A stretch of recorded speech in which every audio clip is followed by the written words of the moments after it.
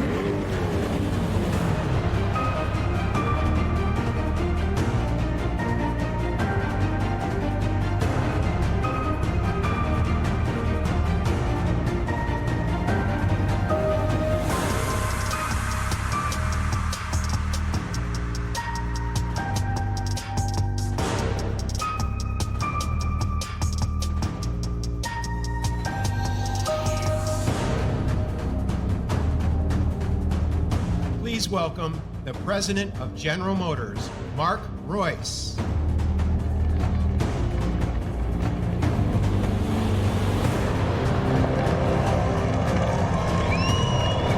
Wow. Oh, man. This is the day. Well, finally, here it is, ladies and gentlemen. What do you think?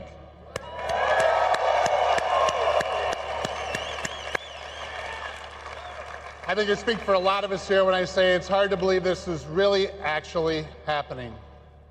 Before I tell you about the car, I have to say that we are all incredibly thrilled and honored by the presence of the true American heroes that kicked off our show tonight. So thanks so much for joining us. Thank you so much.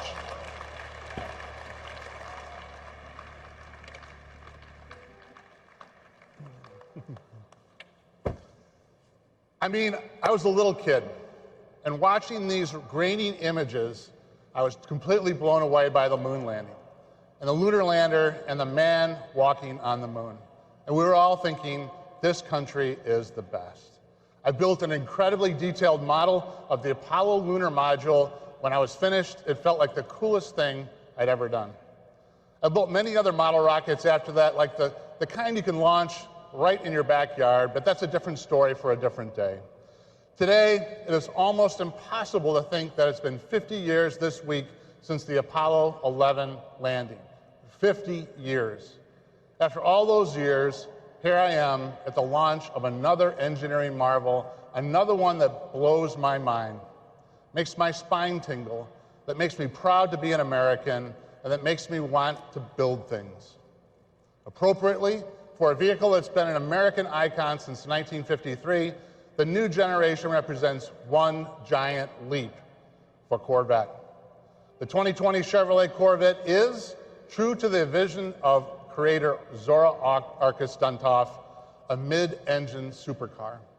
The C8 is everything Zora dreamed of with technology he never could have imagined.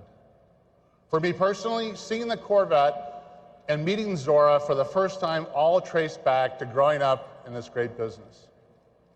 On many weekend afternoons, my dad took me to work with him at the GM Tech Center in Warren, Michigan, specifically the Chevrolet Engineering Building, where the Corvette came to life. I spent many of those rides to Warren hunched in the rear flat area of Corvette coupes. On the way home, he would take me by the GM Research Building lobby to see the Firebirds in the original Silver Stingray. I just loved everything about it.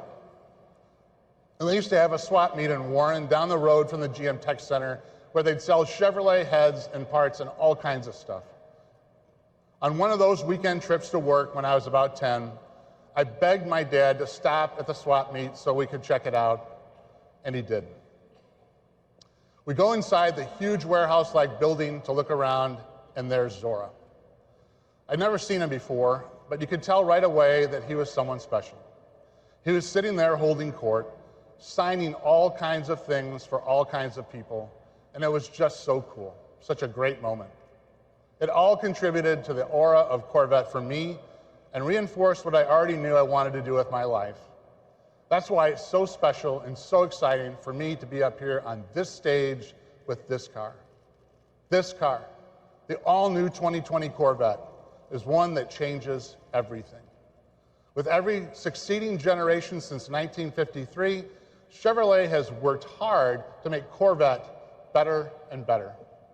We've never stopped improving, never stopped innovating, and never stopped making the car faster, better handling, more comfortable, more everything. You can make the case that once we got to C7, we had pushed the limits of what we could do in that configuration. It was as close to perfection as front-engine, rear-drive Corvette was going to get. To take performance and driving dynamics to the next level for our customers, we had to move to mid-engine. And that's what Zora had always wanted, of course. In 1959, exactly 60 years ago, Zora and his team went to work on developing Chevrolet Engineering Research Vehicle number 1, commonly known as SERV-1. SERV-1, which made its debut in 1960, was a demonstration of what happens when you push the boundaries of engineering and design to develop a mid-engine race car.